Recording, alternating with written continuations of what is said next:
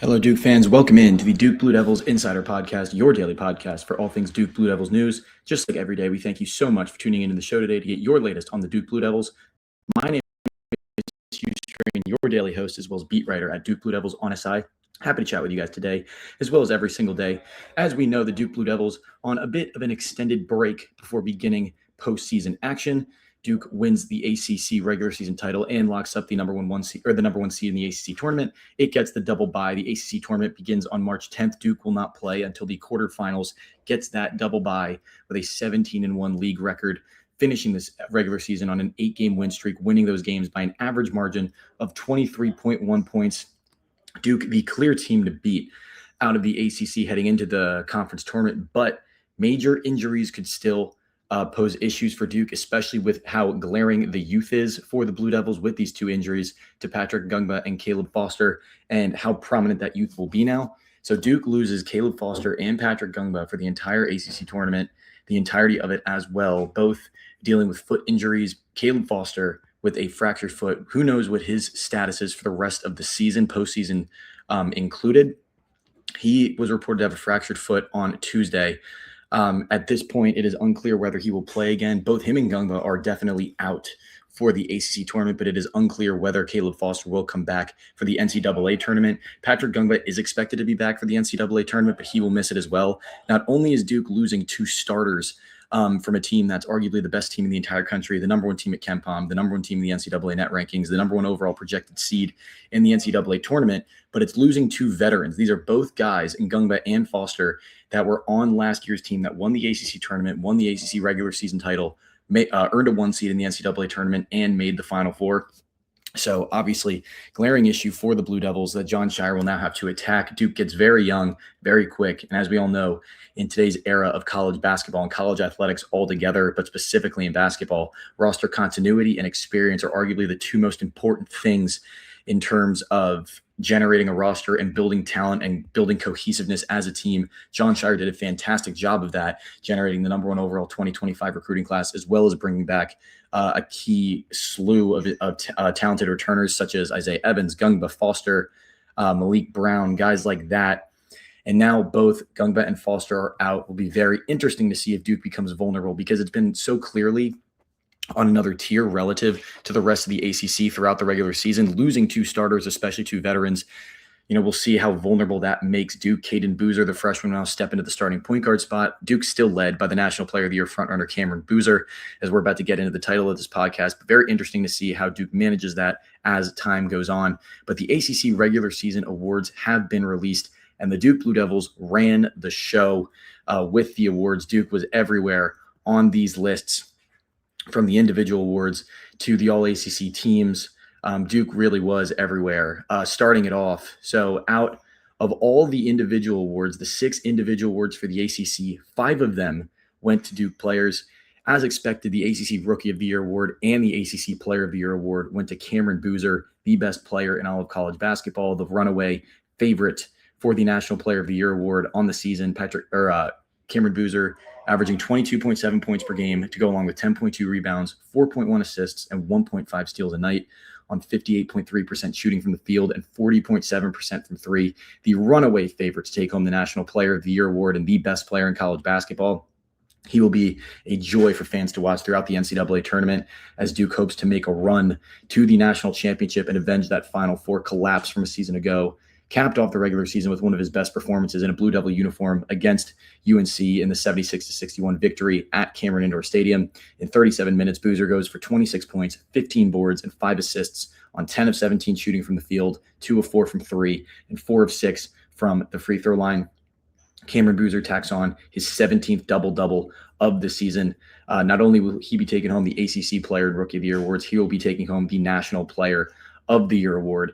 But that's not where it ends for the Blue Devils. Jon Scheyer earns the ACC Coach of the Year award, his first with the Blue Devils in 4 seasons, which just seems, it seems crazy considering how good he's been as a Duke head coach really in these 4 seasons and how successful he's been with so little transition period after dealing with one of the hardest success jobs in the history of college basketball. He takes over for arguably the greatest coach in the history of the sport in Mike Krzyzewski and really just keeps Duke at the top of the sport year in and year out.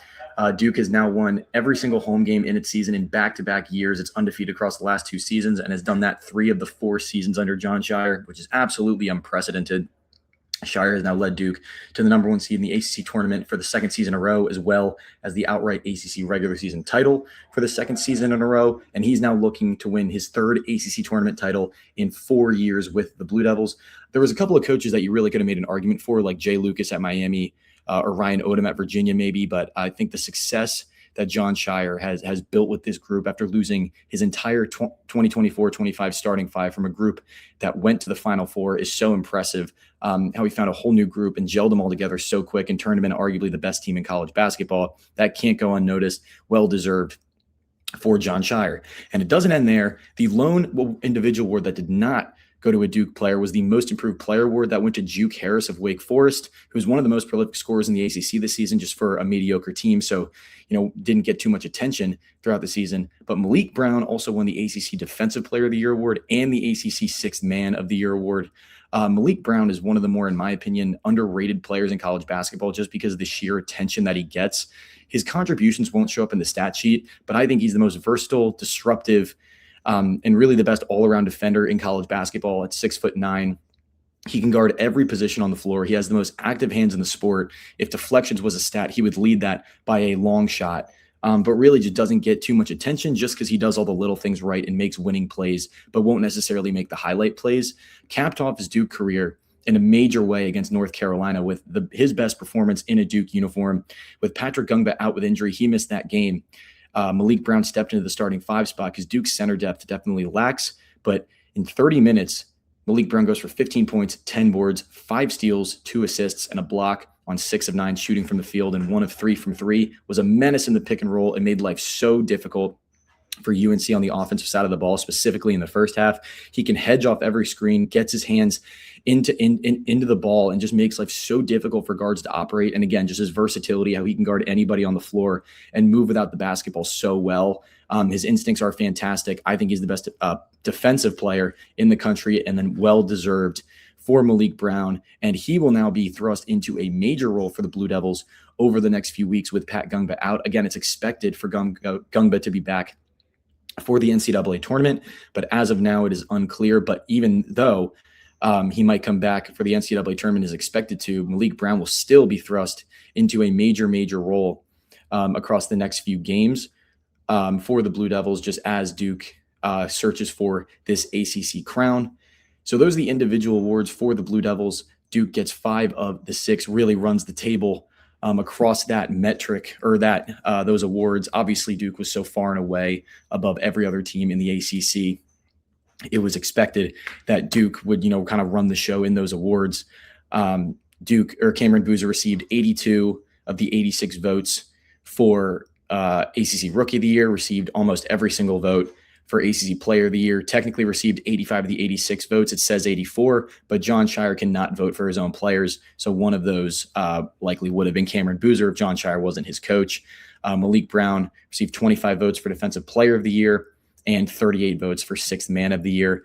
And then across the ACC teams, Cameron Boozer, obviously on the ACC All-Rookie team, he was the only Duke player on that team, along with UNC's Caleb Wilson, Stanford's Abuka Okori, Louisville's Mikel Brown Jr., and Virginia's Tista Ritter.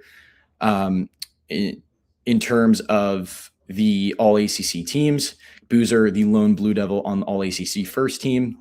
There are no Blue Devils on the All-ACC second team. Isaiah Evans makes All-ACC third team, and Patrick Gungba is on All-ACC honorable mention. So all around, very successful regular season for the Blue Devils. Obviously, this is a team that's 29-2 overall, 17-1 in ACC play, in full control of the number 1 overall seed in the NCAA tournament. Very interesting to see over the next week how vulnerable I think Duke is with 2 veterans out, 2 key veterans, because obviously we know how deep this Duke team is, but it's these 2 veterans, especially at the 2 positions that Duke doesn't have a lot of depth at point guard and center. Malik Brown at 6'9", now thrust into that role. And Caden Boozer, the rookie, very talented rookie, can pass, defend at a high level, and run the floor, is a great floor general, but now he is on his own and is the lone sort of floor general for the Blue Devils. Be very interesting to see how that shapes out But that is going to do it for us here today at the Duke Blue Devils Insider Podcast. Just like every day, we thank you so much for tuning into the show today. Make sure to check us out at si.com/college/Duke every single day to get your latest on the Duke Blue Devils. My name is Hugh String, your daily host, as well as beat writer at Duke Blue Devils on SI, and I'll see you tomorrow.